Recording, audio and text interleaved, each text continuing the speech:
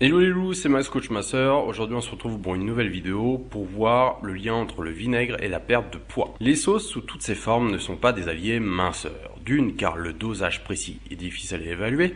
De deux, car les vinaigrettes toutes prêtes, même légères, sont bourrées d'additifs, de conservateurs et autres joyeusetés. 100 g de vinaigre apporte à l'organisme autour de 90 calories, essentiellement sous la forme de sucre. Son apport est assez élevé. Il est donc à limiter lors d'un rééquilibrage, voire même à supprimer. C'est probablement en raison de son acidité que le vinaigre a la réputation d'être un aliment brûle-graisse. Pourtant, cette croyance n'est fondée sur aucune étude scientifique. Il ne suffit pas qu'un aliment soit fortement acide pour le rendre diététique ou intéressant quand on veut garder la ligne.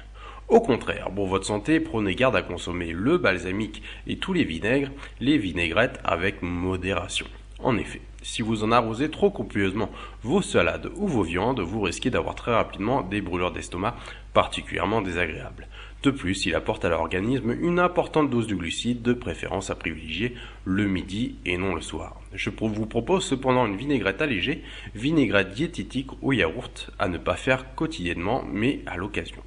Donc, pour 4 personnes, une cuillère à soupe de vinaigre de cidre, un yaourt au soja, une cuillère à café de moutarde et du poivre. Mélangez bien le tout.